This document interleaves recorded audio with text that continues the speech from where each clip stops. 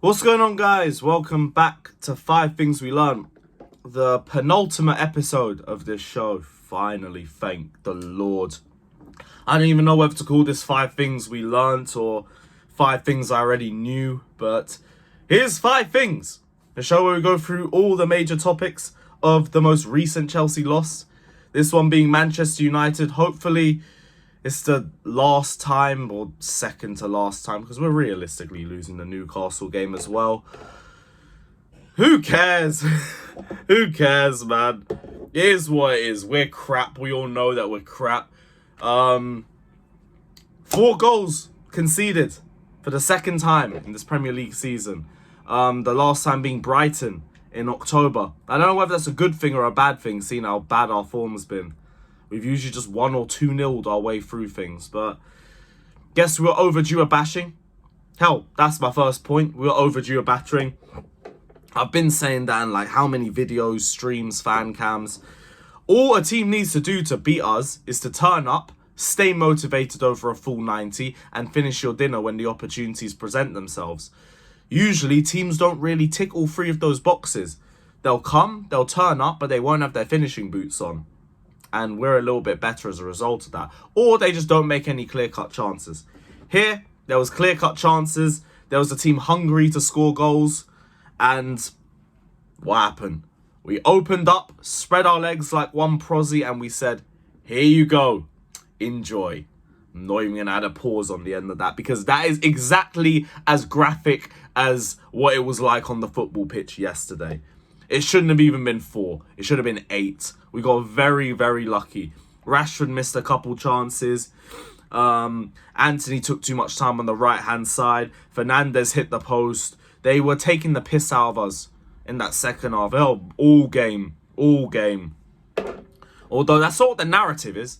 The narrative is we had a brilliant first half and we just didn't finish our dinner, and the second half was where everything fell apart. No, you fools. We're not doing that. That's also my second point, by the way. Don't delude yourself into thinking the first half was good just because the bar has been so low that we're going to pretend that it was a good first half. No, it wasn't. We had a nice little 10-15 minute spell, but we didn't finish anything. We conceded 2 goals in that half.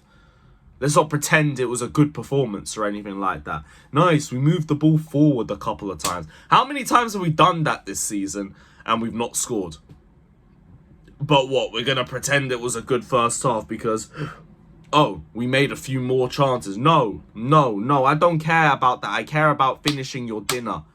Like, we have games where we make chances. We have games where we don't make chances. Either we don't create enough clear-cut chances and we don't score, or we do create clear-cut chances and we still don't score. Regardless, the ball is going anywhere except the back of the net.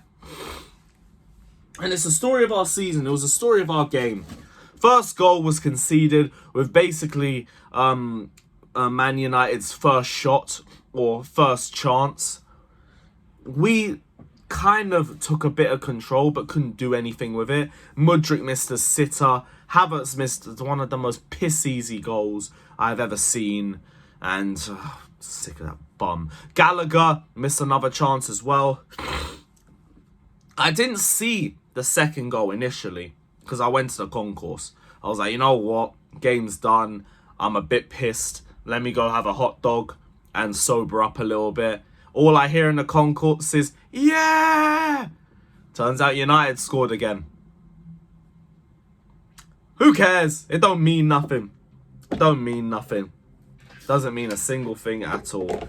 Players, it didn't mean anything to either, because second half they came out like they all just ripped the bong at half time and then thought, cool, let's step out and have a nice little brisk jog for the second half. We nearly conceded about 30 seconds into that second. It was a mess. It was an absolute mess.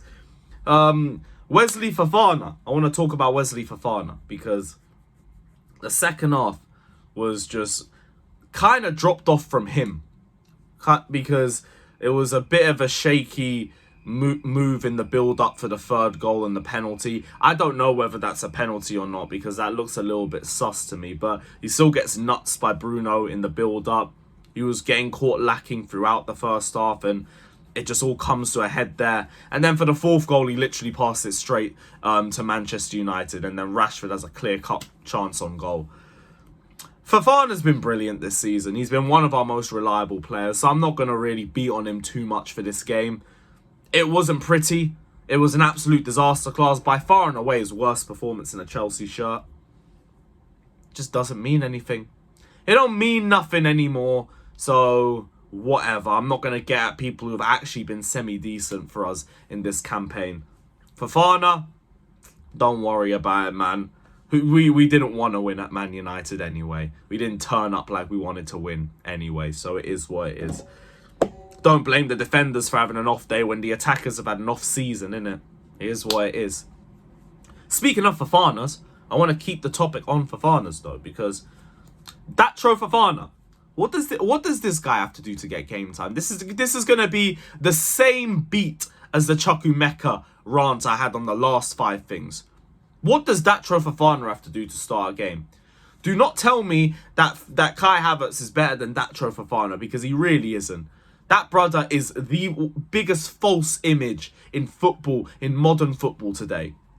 Havertz did the square root of nothing, missed another clear-cut chance, got absolutely bullied by fucking Lindelof, of all people.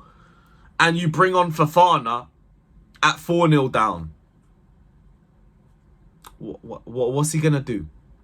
What's the point of that? What do you stand to achieve with that? What was your aim? What was your purpose of that? What, have a little appearance bonus? That, like, the treatment of some of our young players in these pointless fixtures has been laughable. The treatment of Mudryk in phases, Madueke at times, Chukwuemeka, Datro Fofana. It's been a joke. It's been an absolute joke. There's been brilliant opportunities for them to get experience, and we're deciding to play Havertz up top. I don't get the chokehold that Kai Havertz has on our managers, because Tuchel will never drop this guy. Potter never dropped this guy. Lampard never drops this guy. Even Bruno started him up front for a game. What does he have on this squad? Because I don't understand it. He is not a good football player. He is one of the worst football players in Chelsea modern day history. Living off a couple penalties and an open goal in a Champions League final that everyone wants to rim his bum all over. He's not good enough. This guy's application on a game-by-game basis is pathetic. His strength is pathetic. His application is pathetic. Everything about it is pathetic. Fofana has to be starting the next game. But, well, you know we're going to see Havertz up top, or probably Pulisic up top again. Even play Felix if you want to, because he came on and did more than nearly any attacker did. And I say nearly because I want to save my final point for a bit of praise. Lewis Hall, fair play, my friend, because you got robbed of assists today. You were defensively astute, even though you did fall asleep for the second goal. Whatever, man. Whatever. For the most part, you are one of our best players.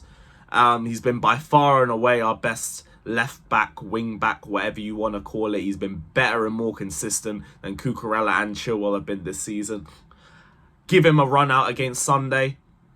And congratulations. You've probably been one of our best players this season, Lewis Hall. Shame it's just been surrounded by crap. But you haven't let that cause a drop in your performances. So fair play to Lewis Hall. I'll give honourable mentions out to Enzo Fernandez for still controlling the midfield and trying to create as much as he could. As for Laqueta, you know what? He weren't even too bad on the right-hand side. Fair play to him.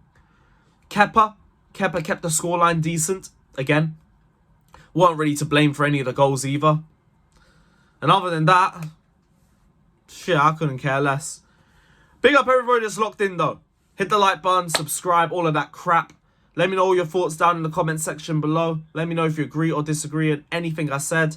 Like, subscribe, yada, yada, yada. We'll be back on Monday to talk about the other loss to Newcastle. And then we are free. Free.